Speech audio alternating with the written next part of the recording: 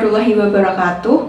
Saya Yuniar Saskia dari Prodi Tadris Bahasa Indonesia kelas A semester 2. Saya akan sedikit menerangkan materi kelompok 1 hingga kelompok 4. Yang pertama yaitu konsep moderasi beragama di Al-Quran. Kata moderat asalnya dari bahasa Inggris. Moderat artinya mengambil sikap tengah, tidak berlebihan pada suatu posisi tertentu. Ia berada pada titik sikap yang tegak lurus. Dengan kebenaran konsep ini tercermin dalam istilah wasatiyah yang disebut dalam Al-Quran, yaitu menjadi umat yang adil, pilihan dan berada di tengah-tengah. Allah berfirman dalam surat Al-Baqarah ayat 143 bahwa umat Islam adalah umatan wasaton, saksi atas umat manusia, dan Rasulullah menjadi saksi atas umat Islam. Modern beragama berkaitan dengan keseimbangan dalam fenomena alam. Dalam Al-Quran Allah menciptakan segala sesuatu dengan seimbang dan tidak ada yang cacat. Pola hidup seimbang melibatkan mencari kebahagiaan di dunia dan akhirat serta berbuat baik kepada orang lain. Bersikap sederhana dan lembut juga merupakan bagian dari moderasi. Dalam hal normal, orang yang berhasil adalah yang mensucikan jiwanya. Moderasi dalam berbangsa dan bernegara menekankan pentingnya saling mengenal dan menghargai satu sama lain. Hadis juga menekankan moderasi seperti menghindari hal berlebihan dalam beramal. Nabi Muhammad mengingatkan agar mengikuti petunjuk dengan pertengahan untuk mencapai tujuan dan menghindari sikap berlebihan yang dapat merugikan dalam kehidupan sehari-hari. Moderasi terlihat dalam berbagai bidang. Dalam akidah, yaitu umat Islam mengimani para nabi dengan proporsional, tidak mengurangi kedudukan mereka dalam ibadah. Dalam ibadah, Islam menyeimbangkan kebutuhan dunia dan akhirat. Dalam muamalah, Islam melarang praktik riba dan ketidakadilan dalam hukum. Islam mengajarkan ketegasan prinsip namun tetap mempertimbangkan kemanusiaan. Dalam politik, Islam menekankan musyawarah dan keadilan, serta menolak kekerasan dan diskriminasi. Kendala-kendala penanaman konsep Islam moderat, yaitu yang pertama kebodohan, yang kedua fanalisme golongan atau ta'assub, yaitu perilaku yang memandang kelompoknya saja yang paling benar. Yang terakhir yaitu sikap berlebih-lebihan. Selanjutnya materi yang kedua dari kelompok 2 yang berjudul dengan moderasi karakter asli agama Islam, yang membahas pentingnya menjaga jalan tengah dalam beragama, khususnya Islam.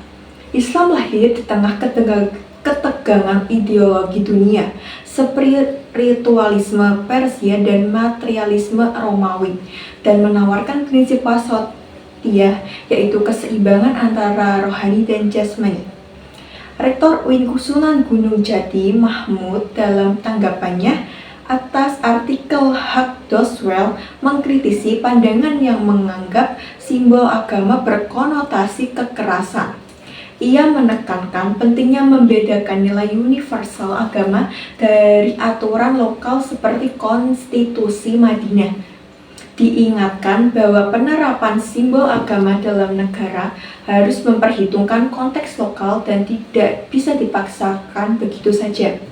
Sejauh ini ada 3 pandangan yang mengemukakan perihal relasi antara lain, yaitu antara syariat dan konstitusi, yaitu paradigma fundamentalistik, paradigma sekularilistik, dan paradigma moderat yang menjadi pilihan Indonesia.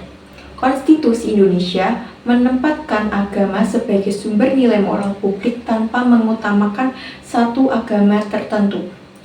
Menjunjung tinggi prinsip syura atau musyawarah untuk menyeimbangkan kepentingan bersama.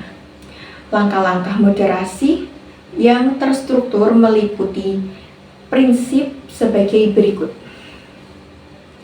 Tasawuf yaitu tidak berlebihan, tawazun itu seimbang, i'tidal menempatkan sesuatu pada tempatnya, tasamuh toleransi, musawa egaliter, syura yaitu musyawarah, islah reformasi, aulawiyah mendahulukan atau memprioritaskan, tatawur wa ibtikar dinamis dan inovatif, tatadur yaitu beradab, wataniyah wa mutanah penerimaan ekstensi negara. Materi yang ketiga yaitu membahas pentingnya toleransi sebagai nilai fundamental dalam menjaga keberagaman dan harmoni sosial di Indonesia, negara yang diwarnai oleh beragam agama, budaya, dan suku. Toleransi menjadi pilar utama untuk mencegah konflik dan menjaga perdamaian. Namun dalam realitasnya Indonesia masih menghadapi tantangan serius seperti intoleransi, politisasi agama, dan fundamentalisme. Toleransi diartikan sebagai sikap menghargai perbedaan, dan dalam konteks beragama, ia mendorong moderasi atau wasatiyah, jalan tengah antara ekstremisme dan liberalisme. Toleransi mendorong keterbukaan, dialog, serta kesadaran bahwa keberagaman adalah kekuatan bangsa. Fundamentalisme yang mengeras baik dalam Islam maupun agama lain justru lahir dari penolakan terhadap modernitas dan pluralitas. Nahdlatul Ulama atau NU berperan besar dalam menjaga toleransi. Sebagai organisasi Islam terbesar, NU mengupayakan moderasi melalui pendidikan, dakwah, dan advokasi kebijakan. NU konsisten memperjuangkan Pancasila dan NKRI sebagai konsensus final bangsa. Namun tantangan dari kelompok intoleran tetap ada, sehingga NU perlu terus memperkuat pemahaman keberagaman yang moderat, merangkul keberagaman budaya, dan memperjuangkan keadilan sosial. Sejauh ini ada 3 pandangan yang mengemukakan perihal relasi antara syariat dan konstitusi, yaitu yang pertama paradigma fundamentalik, paradigma sekularistiek, dan paradigma moderat yang menjadi pilihan Indonesia. Konstitusi Indonesia menempatkan agama sebagai sumber nilai moral publik tanpa mengutamakan satu agama tertentu, menjunjung tinggi prinsip syura atau musyawarah untuk menyeimbangkan kepentingan bersama. Materi yang keempat ini membahas tentang ekstremisme beragama yang diartikan sebagai sikap berlebihan dalam memahami dan mengamalkan ajaran agama hingga melampaui batas syariat. Dalam Islam, sikap ekstrim ini disebut ghulu, yaitu melampaui fitrah, membebani diri dengan keyakinan berlebihan. Ekstremisme sudah muncul sejak sebelum Islam, bahkan tercatat dalam sejarah Yahudi dan Nasrani. Macam-macam ekstremisme meliputi, yaitu yang pertama ekstremisme dalam akidah, keyakinan yang berlebihan dan tidak sesuai dengan ajaran agama. Yang kedua, ekstremisme dalam praktik agama yang berlebihan dan tidak sesuai dengan ajaran agama.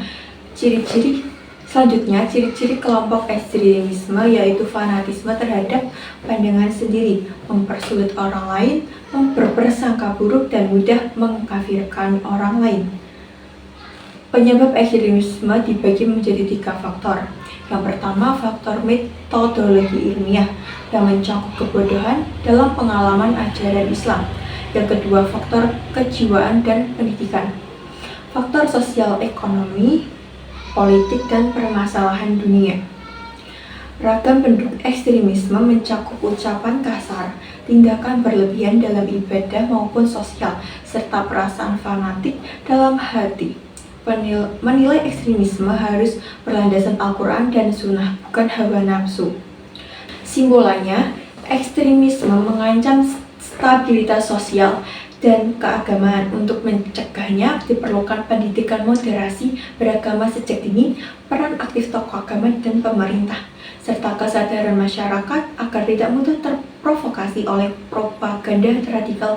Dengan moderasi, kehidupan beragama yang damai dan harmonis bisa diwujudkan. Terima kasih. Apabila ada kesalahan perkataan dan perbuatan, saya mohon maaf. Sekian, wassalamualaikum warahmatullahi wabarakatuh.